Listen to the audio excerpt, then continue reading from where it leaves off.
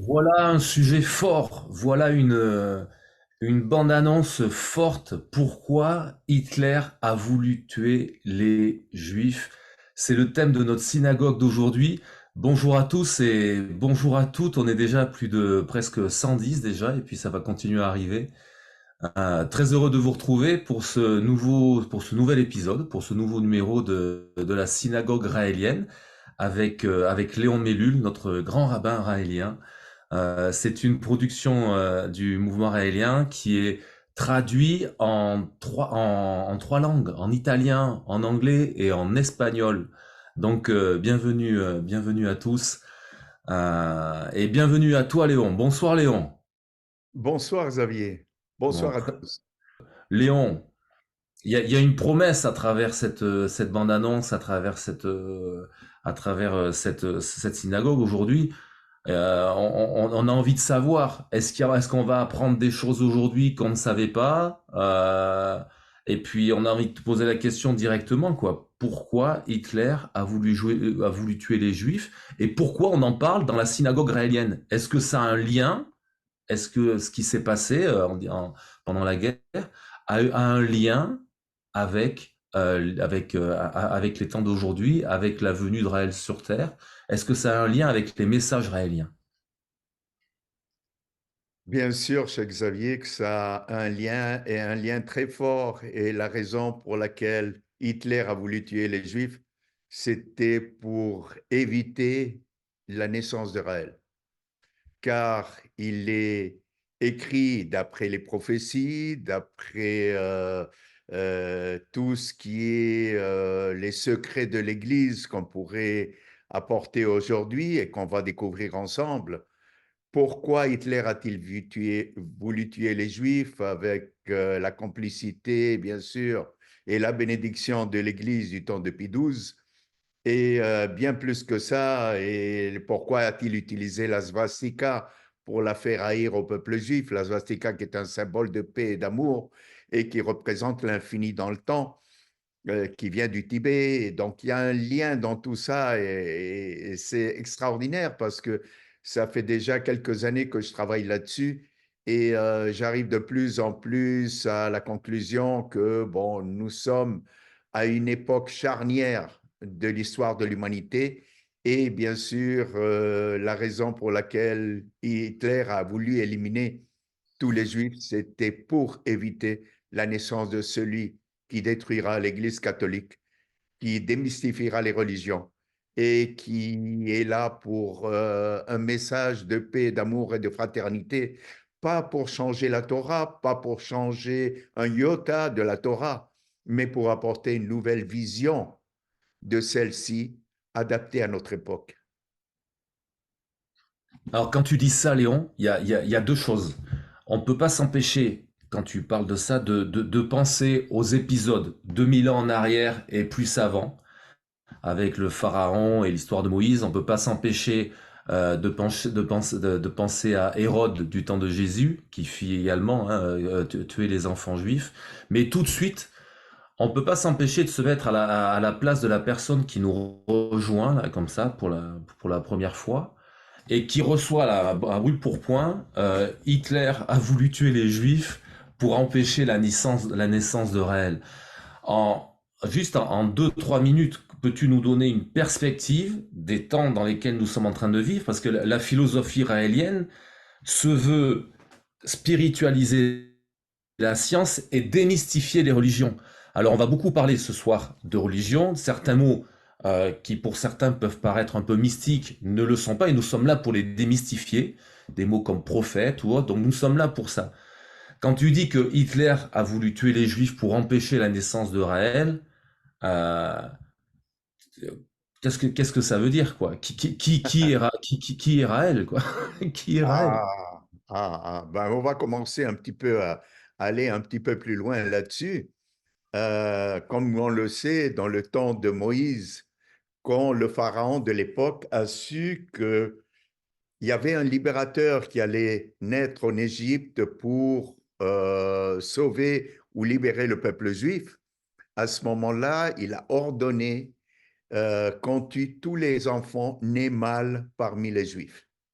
Donc, c'est arrivé à l'époque des pharaons et Moïse a été sauvé des eaux, soit, d'après ce qu'on dit, par une princesse égyptienne, etc., etc.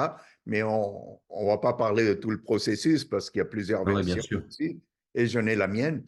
Et la deuxième fois que c'est arrivé, c'est lorsque Hérode, roi d'Israël, a fait tuer tous les enfants nés mâles aussi parmi son propre peuple pour éviter que celui que serait, qu'on a appelé le roi des rois ou le Messie ou celui qui devait naître à cette époque-là, euh, éviter qu'il naisse, quoi, pour empêcher sa naissance. Et ça, c'était du temps de Jésus.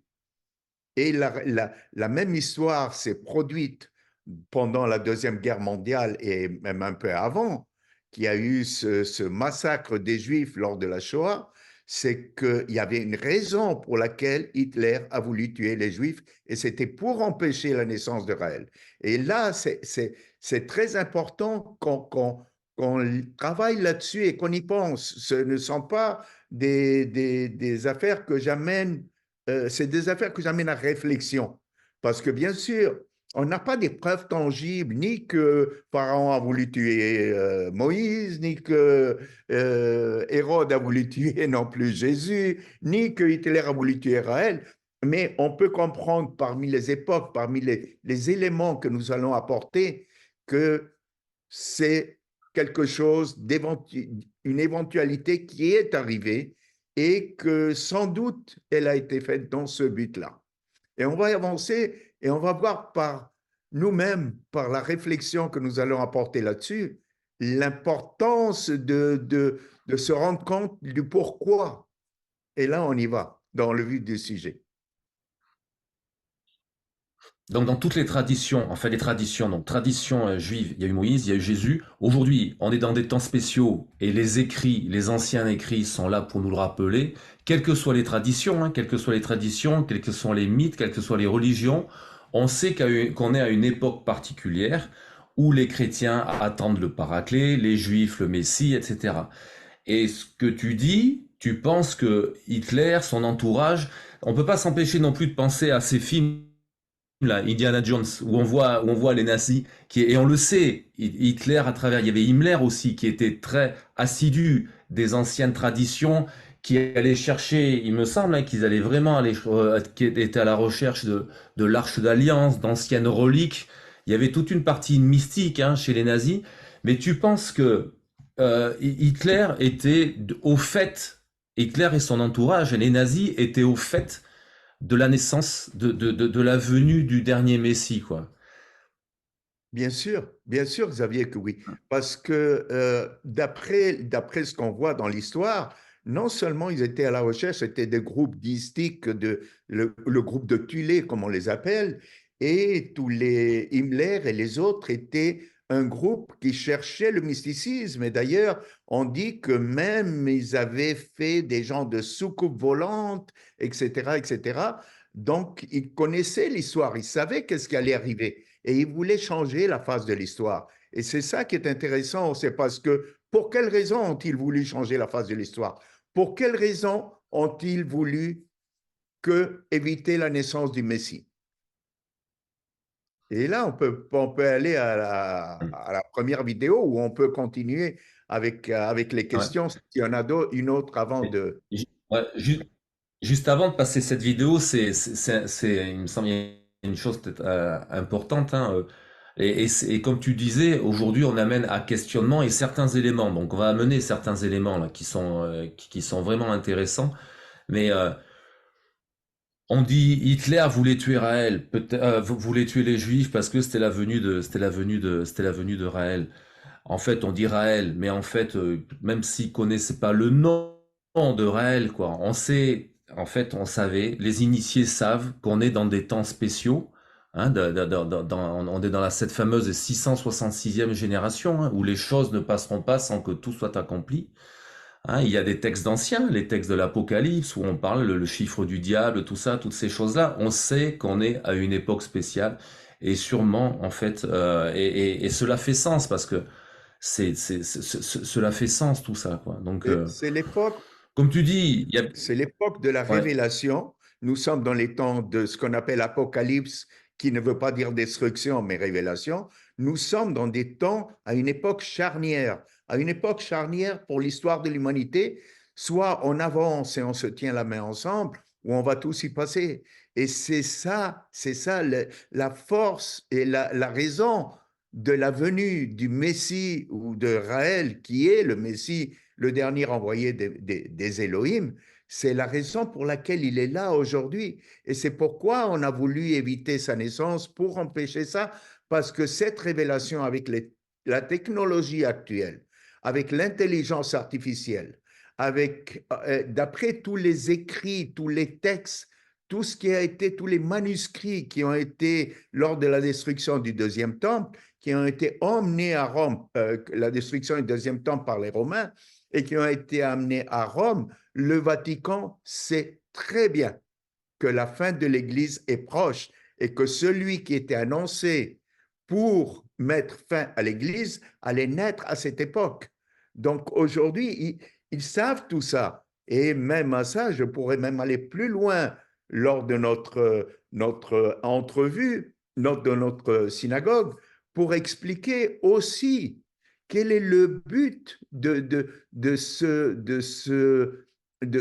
cette Église catholique, en sachant que c'est Raël, ou le dernier des prophètes envoyé par les Elohim, qui va mettre fin aux religions, en commençant par l'Église catholique. Et ça, il faut le comprendre, parce que nous sommes à cette époque charnière dans laquelle nous avons la technologie, l'intelligence artificielle, dans l'époque où tout peut être compris.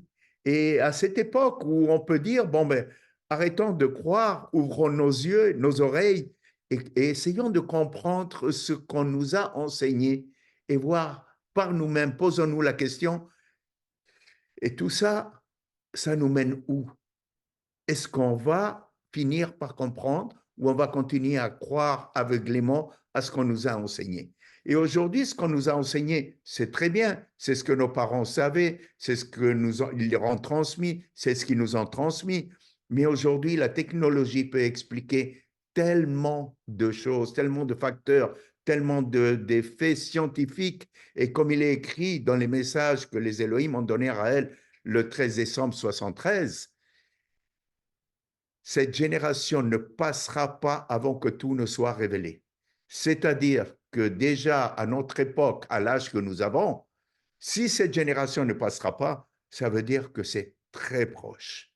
Et c'est ce qui va permettre aux Elohim d'arriver, si nous avons la chance de les accueillir et de les accepter comme nos pères de l'espace, comme nos créateurs qui ont créé toute vie sur Terre, et en commençant il y a 25 000 ans, pour finalement créer l'homme à leur image, à leur ressemblance, tel qu'il est écrit dans le Tanakh, dans la Bible hébraïque. Alors aujourd'hui, on fait un petit coup de rétroviseur sur le passé, parce que si à l'époque, il y a 50, non, il y a plus de 50 ans, il y a 70 ans maintenant, pendant la Seconde Guerre mondiale, si des initiés étaient au fait déjà de tout cela, et on va le voir maintenant avec quelques documents, dont deux particuliers. Si à l'époque les gens étaient certains initiés étaient au fait de la venue du dernier Messie, qu'on était dans cette période, aujourd'hui, en 2024, plus que jamais. Et sûrement qu'aujourd'hui également, certaines choses se passent également, peut-être aussi, mais ça sera l'objet d'autres d'autres productions de notre part, des intentions pour freiner la marche en avant du mouvement raélien. Mais là aujourd'hui, on est là pour parler de cette question, pourquoi Hitler a voulu tuer les Juifs. On va porter à votre connaissance, mais sûrement que la majorité, beaucoup d'entre vous sont déjà au courant. Vous savez qu'en 2020, des archives tenues secrètes jusqu'alors du Vatican ont été révélées, et un auteur, David Kertzer, en a sorti un livre, le pape et la guerre. Loulou, si tu es OK, pour passer la première vidéo, et puis après on va en parler, Léon, si tu es OK. Oui, bien sûr.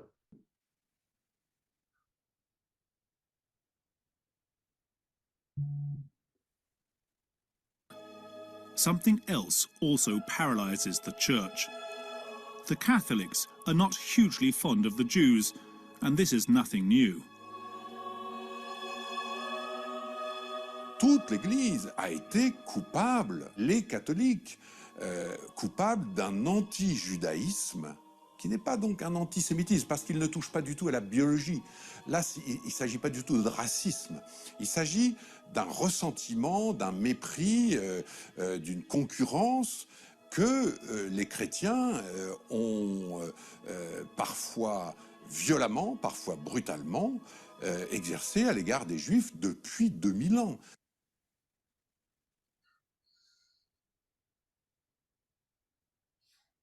A series of recently opened Vatican archives are shedding new light on the relationship between Pope Pius XII and Adolf Hitler as he led Nazi Germany during World War II. Amna Nawaz looks at what we are learning and how it changes our thinking about the Vatican during that time. Judy, in 2020, the Vatican released millions of documents on Pope Pius XII that were previously hidden from public view. These include transcripts of negotiations between the Pope and Nazis. A new book published today takes a deeper look at these revelations.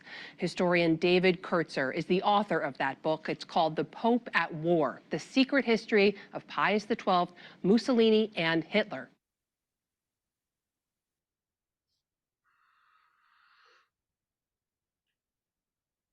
Bon, alors c'est un court extrait, hein. La vidéo est beaucoup plus longue, hein. Cette synagogue vous invite à aller sur Internet et puis voir plus longuement des documentaires sur ce livre.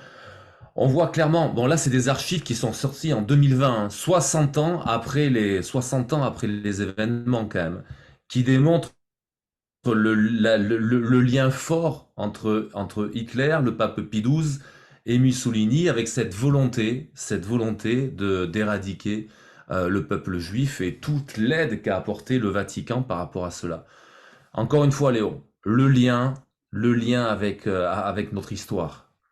Ben, écoute, le lien avec notre histoire est très fort parce que l'histoire se répète et tu me rappelleras tout à l'heure, plus tard lors de notre émission, la raison pour laquelle l'Église catholique s'est toujours attaquée à Raël et au mouvement raélien pour le discréditer, parce que le message qu'il apporte va détruire toute croyance religieuse.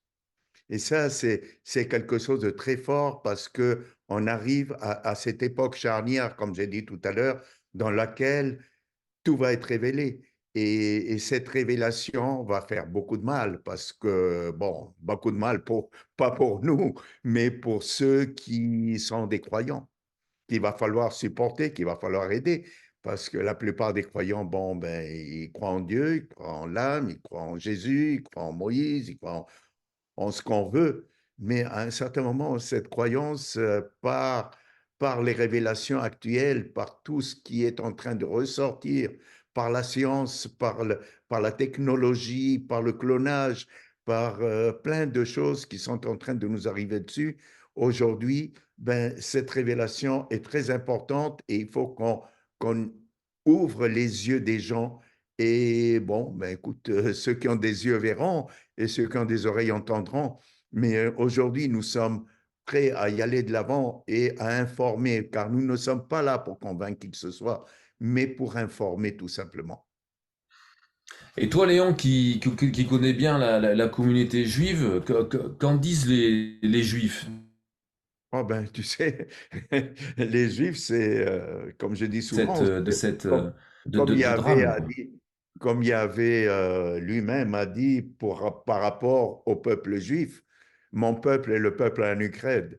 Donc, tu sais, il y a la tradition juive, il y a les racines qu'ils appellent, bon, ben, tu sais, même si on n'est pas légumes, il y a des racines qui sont très profondes, il y a des textes qui sont là, des prières qui sont là, mais qu'on ne démystifie pas, qu'on continue à prier. Les Elohim sans savoir qui ils sont. Maintenant, qui sont les Elohim? Les Elohim sont des êtres qui sont arrivés sur Terre il y a plus de 25 000 ans et qui ont créé toute forme de vie sur Terre pour finalement créer l'homme à leur image, à leur ressemblance, comme il est dit dans la Bible originale en hébreu, le Tanakh, auquel je me réfère plusieurs fois. Et bien sûr, il y en a qui sont dans la tradition et qui ne veulent pas avoir la vérité. Mais la vérité est là, elle va leur sauter aux yeux tôt ou tard. Et notre rôle, comme je répète à chaque fois, ce n'est pas de convaincre, c'est d'informer. On est là pour informer la population, pour leur donner à réfléchir. Point final. Et puis, chacun fera son chemin, chacun fera son cheminement. Et on est là pour justement informer, pour aider les gens. Maintenant, on n'est pas là pour qu'ils croient à ce qu'on est en train de dire, qu'ils fassent leurs recherches par eux-mêmes et qu'ils arrivent à tirer leurs propres conclusions. Parce que le peuple juif, dans le Tanakh, dans les écrits hébraïques, tout est écrit là-dedans.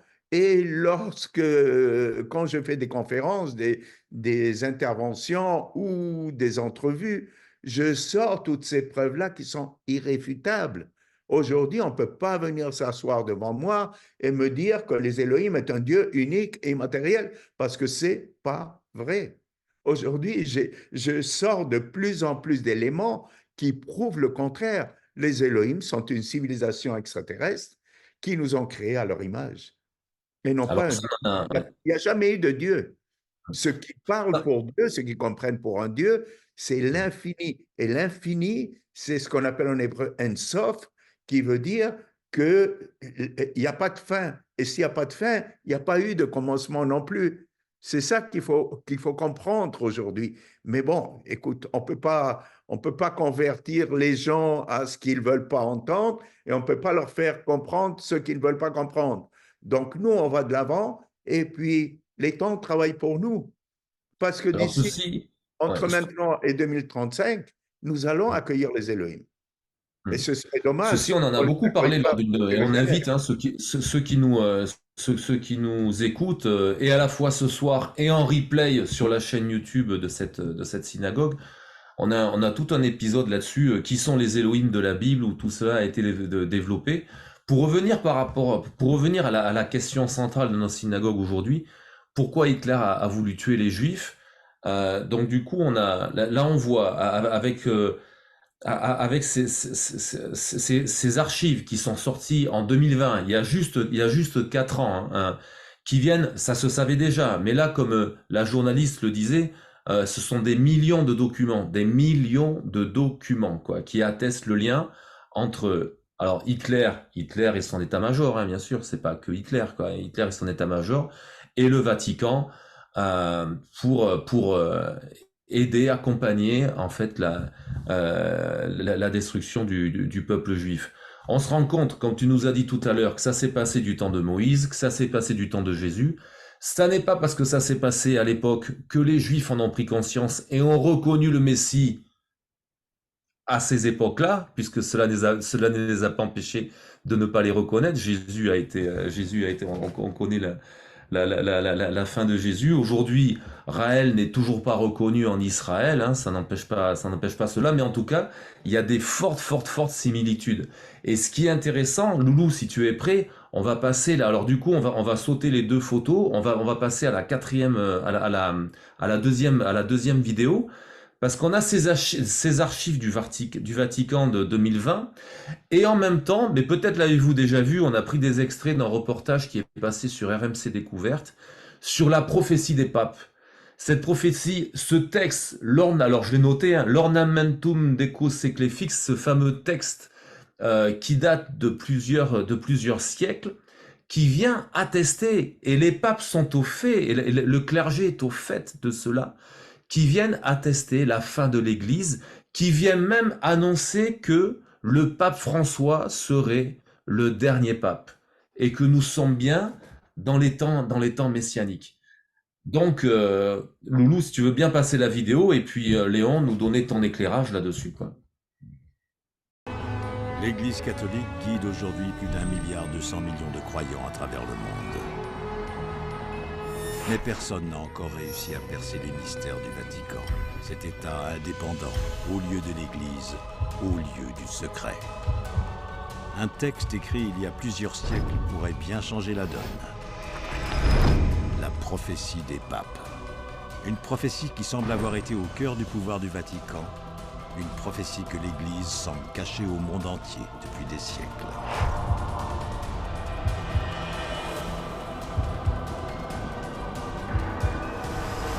Tous ces événements étaient prévus, écrit, annoncé par un certain Malachie d'Arma, l'auteur de cette prophétie. Un texte comprenant 111 devises, la liste de tous les papes du XIIe siècle jusqu'à nos jours. La prophétie est comme un mécanisme lancé, très précis. Plus inquiétant, la liste s'achève par une sentence. Un seul paragraphe annonçant la fin de la papauté, la destruction de Rome et le jugement dernier dans quelques années. Dieu peut faire ce qu'il veut. Et s'il décide qu'il n'a plus besoin de la papauté, alors il n'y aura plus la papauté. Pour Malachie, François est le dernier pape. Il y aura une fin du monde. Il y aura donc forcément un dernier pape. Qu'est-ce qui va se passer? Il va se passer l'écroulement de Rome. C'est ça qu'on nous dit. François est-il le dernier pape? Priez pour moi. La fin du monde est-elle annoncée ou n'est-ce qu'une prophétie apocalyptique de plus? Tout est sous nos yeux et nous ne voyons rien. Justement, regardons la prophétie des papes en détail, car au cours des siècles, elle aurait fait ses preuves. Alors j'aime bien le commentaire d'un des intervenants. Tout est sous nos yeux et nous ne voyons rien. Donc encore une fois, le lien avec la question d'aujourd'hui, pourquoi Hitler a voulu tuer les Juifs, et ce lien avec la fin de l'Église catholique, quoi. Et oui, Xavier, et la fin de l'Église catholique, comme j'ai dit tout à l'heure, le Vatican sait très bien ce qui allait se passer, et ce depuis des générations. Eux, ils parlent de leur prophète Malachie qui a été canonisé par l'Église catholique, etc. Mais moi, je parle aussi, je me réfère parce qu'il y a le dernier des prophètes qui est arrivé en Israël, c'était Malachie aussi, c'était le dernier des prophètes. Maintenant, ce ne sont pas des prophéties de Malachie, le prophète d'Israël, mais ils ont pris ça comme Malachie, comme le dernier des prophètes qui allait annoncer quelque chose. Et cette annonce nous donne beaucoup, beaucoup, beaucoup à réfléchir parce que l'Église catholique, sachant d'avance que Raël viendrait et qu'à la fin de notre temps, de cette époque charnière de l'Église catholique, ce serait la fin du Vatican. Et par ricochet, si c'est la fin du dernier des papes, si c'est le dernier des papes actuellement et qu'après lui, il n'y aura pas, parce que c'est le 112e pape de la lignée tel qu'il est prévu, tel qu'il est prédit, celui-ci, étant donné qu'il sera le dernier, ben, ils savent par ricochet, et on peut l'imaginer tout simplement, c'est que si lui, il est le dernier, donc automatiquement, il n'y aura plus de pape.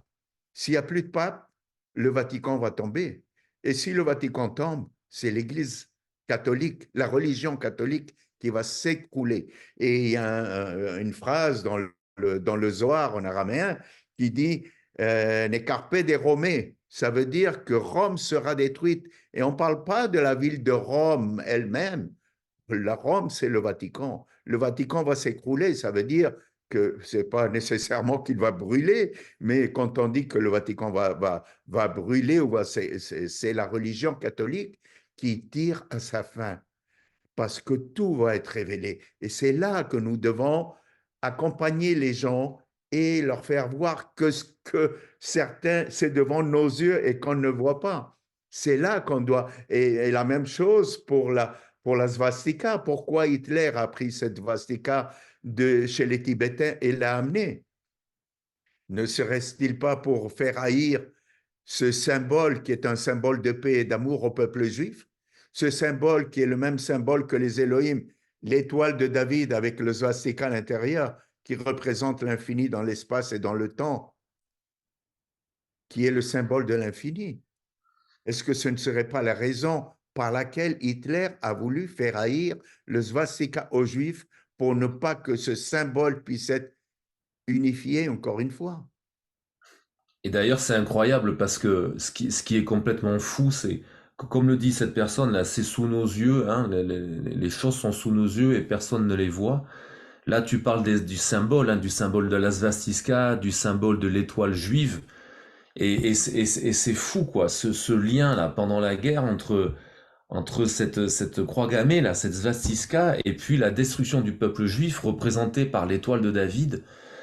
C'est complètement dingue les liens, les liens sont là. Il faudrait être aveugle pour ne pas voir les liens, quoi. Et aujourd'hui, Raël qui rencontre un extraterrestre qui lui explique que la religion de l'infini, cette religion est universelle. Cette religion universelle est représentée par ce symbole avec la svastika en son centre et l'étoile de David, quoi. C'est sous nos yeux, quoi. Même à travers les symboles, c'est sous nos yeux également, quoi. Oui, et nous avons une photo très révélatrice que tu as demandé de ne pas passer tout à l'heure, dans laquelle on voit Hitler d'un côté et le Tu peux la pape. passer, Loulou. Vas-y, c'est la troisième photo. Vas-y, Léon. Vas-y, continue, Léon. Oui, dans cette photo, tu vois la chrétienté. Pourquoi le pape est-il resté silencieux lorsque Hitler voulait tuer les Juifs? Pourquoi il est resté silencieux? Parce que premièrement, ils accusaient les Juifs d'avoir tué Jésus. Et Jésus, il n'est pas venu, Jésus, pour changer une religion, il n'est pas venu pour changer un iota, il n'est pas venu pour changer la religion juive. Au contraire, il est venu apporter une nouvelle version du Tanakh, de la Bible originelle, qui est la même chose que Raël apporte aujourd'hui. Bien sûr, ils l'ont sacrifié comme ils ont sacrifié les 40 prophètes qui sont arrivés en Israël, envoyés par les Elohim. Tous les prophètes qui ont été envoyés en Israël ont été soit emprisonnés, soit tués. Tous, sans exception. Pourquoi? Parce qu'ils amenaient le même message que Raël amène aujourd'hui. Ils amenaient le message des Elohim. Ils étaient des messagers des Elohim. C'est là qu'on dit, bon, des anges. C'était pas des anges, c'était des prophètes. Et qui avaient des relations, bien sûr, avec certains envoyés des Elohim qui les rencontraient, qui leur donnaient un message, ou bien une hiérarchie des Elohim qui venaient les rencontrer et qui parlaient avec eux, et que peut-être ils ont emmené sur leur planète, comme on parle du temps de Enoch, comme par exemple, qui s'est approché des Elohim et a disparu avec eux. On peut penser ce qu'on veut, mais disparu avec eux, ça veut dire quoi? Qu'ils l'ont emmené. Tout comme Élie le prophète, quand il est parti vers le ciel dans un char de feu, ben, un char de feu, aujourd'hui, on peut comprendre que c'est un engin qui s'envole vers le ciel. Quand on voit que Mohammed, qui était aussi un prophète des Elohim, est arrivé de la Mecque à Jérusalem en un espace de temps très rapide, et de la Mecque à Médine, et de Médine à Jérusalem, et de là-bas, il s'est envolé vers le ciel sous les directives de Gabriel, qui peut-être c'était lui qui conduisait l'engin, parce que Mohammed n'avait aucune notion, et qu'on a défini avec une photo d'un monsieur assis sur un cheval ailé. Un cheval ailé, ça veut dire un cheval qui peut voler. Et comme j'ai déjà expliqué peut-être une fois ou deux, et je me répète là-dessus, à cette époque, leur seul moyen de transport était soit les chevaux, soit les chameaux. Donc, pour dire qu'un moyen de transport pouvait voler, c'était un cheval avec des ailes, qu'on a appelé El Borak, que j'explique encore une fois pour ceux qui ne l'ont pas entendu. El Borak, qui vient du mot hébreu maverick, qui veut dire quelque chose de brillant, quelque chose de lumineux. Et en anglais, le mot maverick veut dire une personne qui est lumineuse, une personne très intelligente. Is maverick, on dit en anglais, ça veut dire quelqu'un de brillant. Donc, nous avons ces éléments qui nous portent à réflexion. Et de la même façon que Moïse, on dit qu'il n'a pas été enterré quand il est mort, on ne trouve pas sa tombe parce que, soi-disant, on ne veut pas que le peuple juif aille sur sa tombe et qu'il devienne plus populaire que le fameux Dieu lui-même ou que les Elohim. C'est pas ça du tout. Moïse a été transporté et c'est pour ça qu'on n'a jamais trouvé sa tombe. Moïse, il l'a emmené vivant, comme ils peuvent emmener n'importe qui vivant, et il l'a emmené à plusieurs reprises, c'est arrivé lors de l'histoire, de celle qu'on connaît. Alors, ça peut très bien arriver encore de nos jours. Ils peuvent emmener des êtres vivants sans qu'ils aient connu la mort.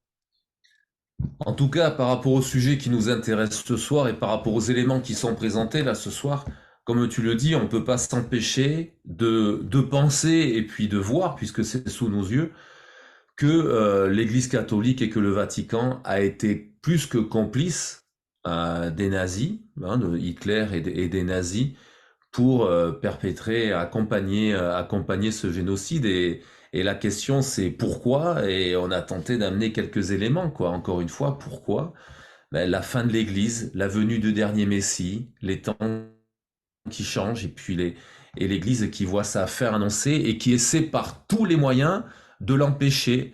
Et encore une fois, ça s'est passé il y a 70 ans. Aujourd'hui, Raël est vivant sur Terre. Le troisième temple s'apprête à se construire et l'histoire n'est pas finie et l'hostilité n'est peut-être pas finie non plus. On va glisser tout doucement vers les périodes de questions. De questions. Attends, Xavier, je voudrais ramener quelque chose de très important. Oui. Pourquoi le gouvernement français, les médias, les juges, même les gens qui sont très proches de l'Église, aujourd'hui, tapent sur le mouvement raélien pour le discréditer et essayent de discréditer Raël. Pourquoi? Ils disent n'importe quoi sur l'abus des enfants. N'oublions pas que du temps d'Isabelle la catholique, on accusait les Juifs de tuer les enfants pour faire la bénédiction du vendredi soir avec du vin, qu'on la faisait soi-disant avec du sang des enfants. Dans le temps de l'Allemagne nazie, on a fait haïr aussi les Juifs en disant qu'ils faisaient leurs prières non seulement avec du sang, mais qu'ils capturaient les femmes dans les boutiques des Juifs, dans les cabines d'essayage et qu'elles disparaissaient. C'était pas vrai. Et aujourd'hui, l'Église continue. Et tout ce qui se passe depuis 1973, depuis que Raël a reçu les messages, toutes ces manigances-là, que ce soit à la télévision, que ce soit ce qu'on veut démontrer sur Netflix, que ce soit ce qu'on veut démontrer sur d'autres canaux, de nous accuser d'abus d'enfants et tout ça, ça c'est du pur mensonge et c'est de la manipulation pour discréditer Raël et pour discréditer les Raéliens, parce que le message que nous apportons est fort. Le message que nous apportons va détruire les religions. Et les religions ne veulent pas être détruites. Et même les gouvernements ne sont pas intéressés à ce que les religions soient détruites parce que ça va foutre un bordel énorme. Les gens ne sont pas prêts.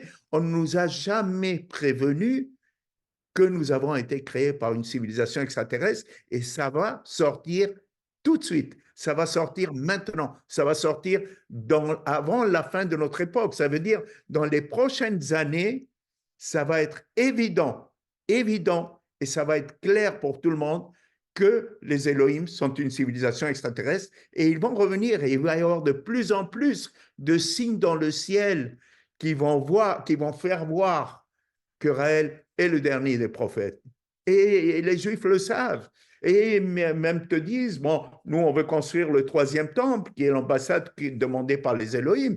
Mais il y a des Juifs religieux qui te disent, ben, le troisième temple descendra du ciel. Mais s'il descend du ciel, ça ne va pas être un immeuble. Un immeuble ne vole pas. C'est un engin qui va descendre en forme peut-être de l'ambassade qu'on veut construire pour les Elohim, qui sera, bien sûr, cette ambassade. Maintenant, c'est une hypothèse. Mais nous, notre but en tant qu'Oraéliens est de construire cette ambassade pour accueillir nos créateurs, nos pères de l'espace et les Elohim. Et bien sûr, comme j'ai dit tout à l'heure, plus on va essayer de discréditer Raël, c'est pour le faire mal voir aux yeux du public, pour que les gens se disent « Ah, ben ce Raël, eh ben ce Raël est le sauveur de l'humanité. Ce Raël est le sauveur du peuple juif. » Et si le peuple juif ne peut pas ou ne veut pas accepter de construire, de l'aider à construire ce troisième temple, premièrement, comme je dis lors de mes conférences, il n'a aucune raison d'exister.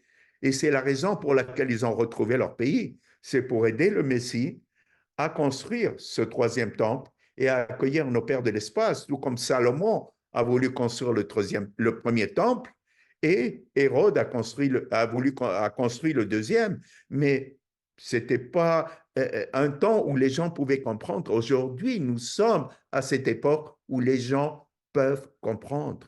Mais il faut qu'ils arrêtent de croire, il faut qu'ils ouvrent leurs yeux, il faut qu'ils ouvrent leurs oreilles et qu'ils comprennent qui sont les Elohim de la Bible.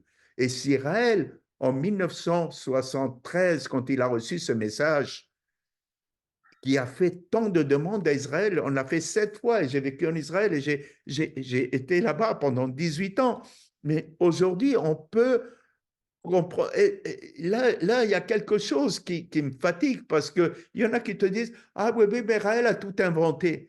Est-ce que quelqu'un qui se proclame le Messie, qui s'annonce comme étant le Messie, est-ce que quelqu'un qui est intelligent, comme certains le disent, Israël est très intelligent, oui, est-ce qu'il serait assez idiot pour produire ce symbole-là et demander à Israël un terrain pour construire le 3e temple et se dire le Messie? C'est ça qu'on peut poser aux gens.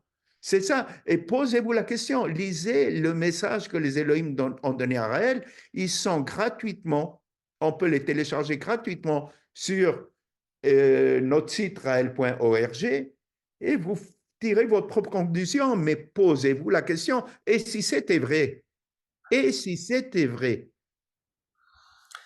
Et si c'était vrai, mon frère, si c'est vrai. C'est vrai. Si c'était vrai. Alors Léon, on va se donner un quart d'heure pour répondre aux questions et donner la parole aux personnes qui nous ont rejoints ce soir. Bien Tout à sûr. l'heure, à l'instant, tu parlais de ces engins, parlais de vaisseaux spatial, et il y a une personne, là, j'ai vu qu'elle a posé la question 3 fois, vu que le thème ce soir, c'est encore une fois, c'est bien c'est important de revenir aussi sur le thème, qui a mis une photo d'Hitler avec, avec un ovni. Et la question, alors je sais pas si tu as la réponse à cette question, Léon. Hitler voulait construire des ovnis, ça on le sait. Hitler voulait construire tout le projet là. Est-ce que c'était pour attaquer les Elohim? Question de Marcus. Probablement, comme ça a été le cas de la tour de Babel, que c'était pas une tour, c'était un engin spatial pour aller attaquer les Elohim. Et c'est pour ça qu'ils ont confondu leur langue, et c'est la raison pour laquelle, et une fois qu'ils avaient confondu les langues, le peuple hébreu, parce que ce n'était pas le peuple d'Israël dans le temps, c'était le peuple hébreu, se sont dispersés sur la surface de la terre. C'était, je dirais même pas que c'était le peuple hébreu, ils connaissaient l'hébreu, ils parlaient l'hébreu, mais c'était du temps de Babylone, du temps en Irak, à Babel, et qui existe encore comme ville, Bab-El. Ça veut dire la porte de El, la porte des Elohim. C'est ça que ça porte le nom, Bab-El. Bab, c'est porte en arabe, et El, c'est Allah, Elohim.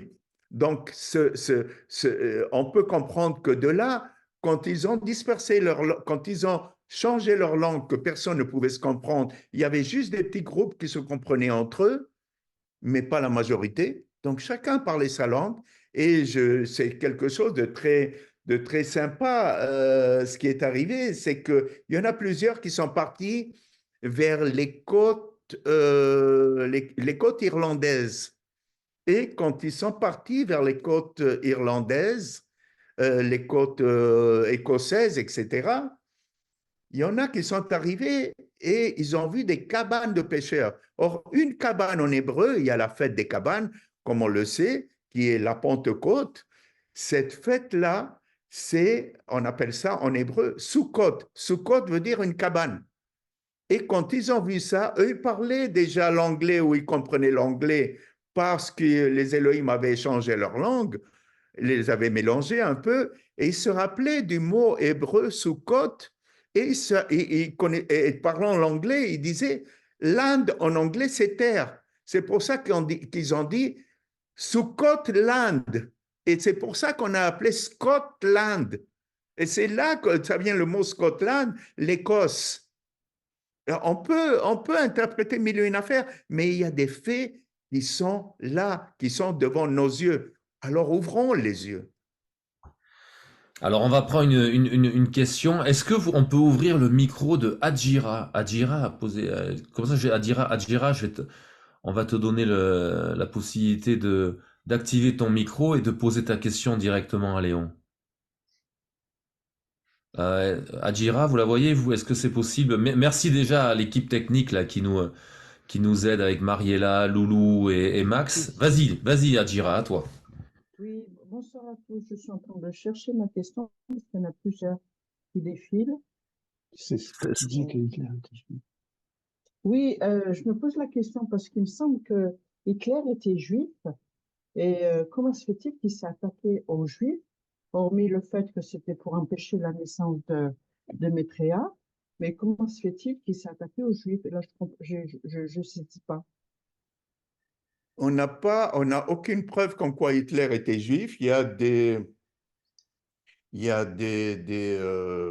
pas des écrits, mais il y a des suppositions comme quoi sa mère était juive, donc lui, automatiquement, par naissance, serait juif. Maintenant, pourquoi a-t-il haï les juifs?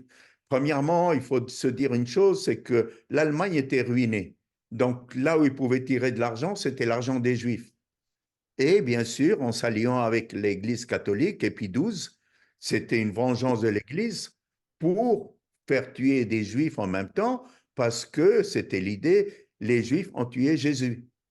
Et en plus de ça, sachant tout ce que l'Église savait, que celui qui naîtrait détruirait l'Église, comme dans le temps de Moïse qui était le libérateur du peuple juif, ou le Messie annoncé, ou le prophète annoncé, et comme dans le temps de Jésus, Raël est celui qui va détruire l'Église. Et ça, c'était quelque chose de flagrant. Mais que Hitler était juif, ça, oui, j'ai entendu que sa mère était juive, mais on n'a aucune évidence là-dessus.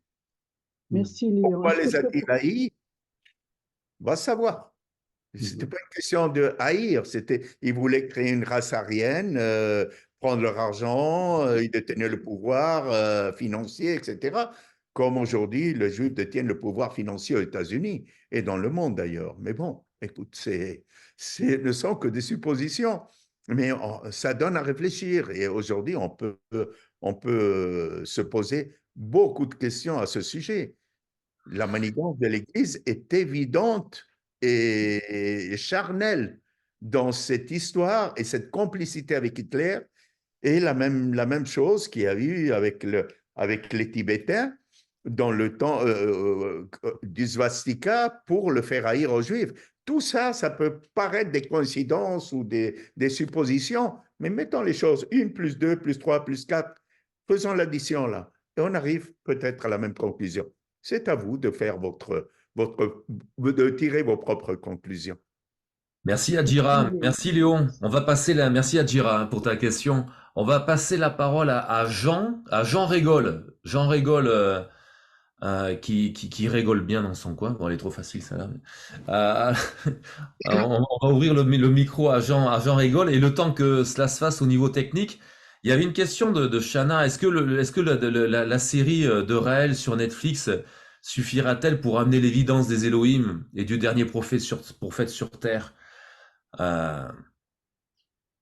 Sûrement pas, on est d'accord, sûrement pas. Autour de l'ambassade, on sera 144 000. Ça reste une minorité. On sera une minorité jusqu'à l'arrivée des Elohim. Bien sûr qu'on sera une minorité. Et ce film de Netflix, encore une fois, si Netflix avait bien voulu faire les choses, ils auraient prouvé par 1001 affaires ou par 1001 textes que les Elohim sont une civilisation extraterrestre. Mais le but de Netflix, bien sûr, poussé par derrière, par tout le système religieux, catho, etc., sont là pour démolir, ne sont pas là pour aider. En tout cas, ce qui est intéressant, c'est que le temps travaille pour nous. Hein. Le mouvement a 50 ans et on voit bien à travers la série Netflix que ce qui nous est balancé, ce qui est balancé entre guillemets sur les Raéliens, quoi, tout ce qui est discriminatoire ne tient pas trop la route, quoi. Et les gens ne sont pas dupes. Il restera toujours une majorité de moutons entre guillemets, quoi. Mais c'est le temps travaille vraiment pour nous, quoi. Alors Jean, est-ce que Jean a son micro d'activer? Oui, Jean a son micro d'activer. Ah super, mais vas-y, pose ta question à Léon. Bonsoir à tous, bonsoir à Léon. Merci Xavier pour ta plaisanterie sur Jean Régol. on ne me l'avait jamais faite. Ouais, voilà, c'est trop. Non, Pardonnez-moi. oui, Pardonnez-moi. Léon, c'est pas la première fois que j'entends parler d'un courant de pensée qui, à travers tous les temps de l'histoire de l'humanité, s'est opposé aux Elohim et a voulu nuire aux objectifs des Elohim. Mais c'est qui cette opposition? Est-ce que c'est les 10 tribus qui se sont éparpillées après la séparation, là, après le conflit entre les Elohim et les 10 tribus qui se sont opposées à eux? Est-ce que c'est l'Église catholique qui tire les ficelles véritablement, en quelques mots, de cette opposition aux Elohim? C'est l'Église catholique. C'est l'Église catholique et rien de plus. Et comme j'ai dit tout à l'heure, c'est eux qui veulent discréditer Raël par n'importe quel moyen.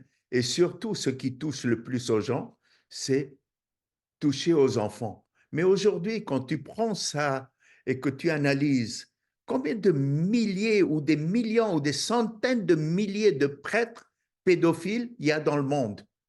Aujourd'hui, on dit, ben, sortez-nous les cas de Raéliens qui ont touché à des enfants. Il n'y en a pas. Il n'y en a pas une seule, et même pas une seule accusation contre Raël, ni contre certains Raéliens, bien sûr, c'est des individus. Et dans toute classe de la société, il peut y avoir des criminels, il peut y avoir des voleurs, il peut y avoir des pédophiles, il peut y avoir des malades mentaux, il y en a de tout.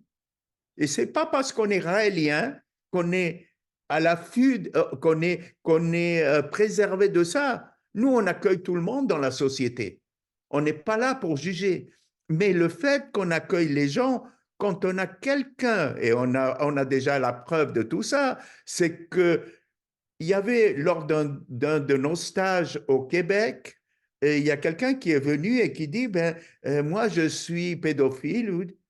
Un instant, on a tout de suite appelé la police, on a dit, ça, c'est un pédophile, on ne le veut pas parmi nous, on le dénonce pour que vous alliez le vérifier s'il n'y a pas d'enfant chez lui ou d'autres. Mais nous, chez nous, on ne veut pas. On ne veut pas de pédophiles parce qu'on connaît les manigances de l'Église et on connaît les manigances que tous les blasphèmes, toutes les interprétations qui ont été données, même dans les juges aujourd'hui, un jugement, tu vas en cours aujourd'hui et tous les pays qui font partie du groupe de l'OTAN sont liés aux mêmes lois. C'est-à-dire, si moi je viens aujourd'hui déposer une plainte pour diffamation et des diffamations contre Raël et contre les Raéliens, il y en a en masse, justement pour nous discréditer. Aujourd'hui, si tu vas en cours et tu déposes une plainte pour dire « on m'a discriminé »,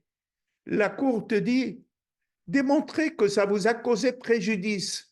Alors, ce n'est pas l'autre qui doit amener la charge de la preuve de ce qu'il annonce, de sa discrimination. C'est nous qui devons venir dire « ça nous a affecté dans nos vies, ça nous a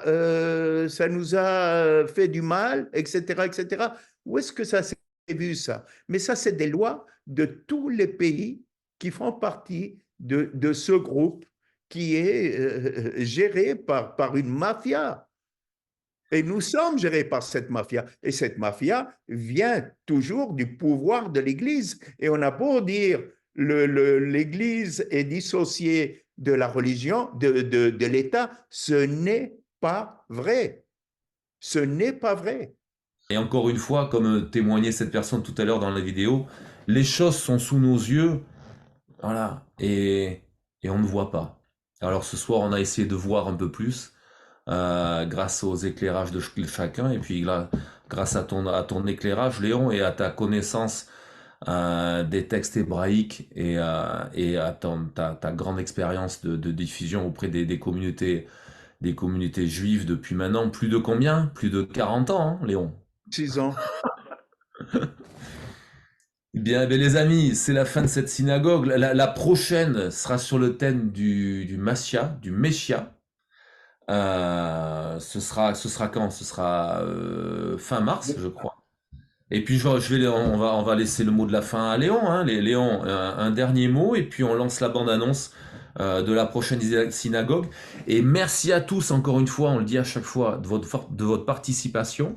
Même si on n'entend pas les voix de chacun, le chat est ouvert. Dès l'instant qu'on est là, ce soir on était plus de 160. Cette synagogue sera en replay sur la chaîne Troisième Temple, hein, où il y a les autres synagogues qui sont en replay. Elle sera en replay en milieu de semaine. Et merci de votre attention. Léon, je te laisse conclure.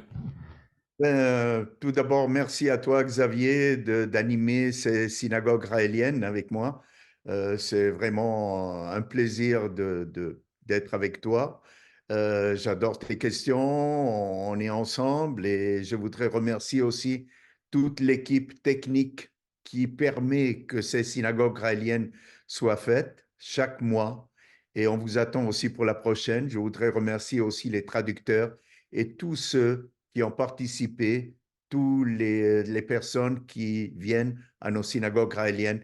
Et ne ratez pas la prochaine qui est, aujourd'hui on a parlé de celui qui voulait éliminer la naissance et éviter la naissance du Messie. De la prochaine synagogue raélienne, c'est le dernier dimanche, samedi, ou non. Le 31 mars, le 31 mars, Léon. Le 31 mars sera de parler du Mashiach, pourquoi il est là. Alors, on vous attend en grand nombre. Je vous embrasse à tous. Je vous souhaite une très bonne fin de journée et à très bientôt. Shalom.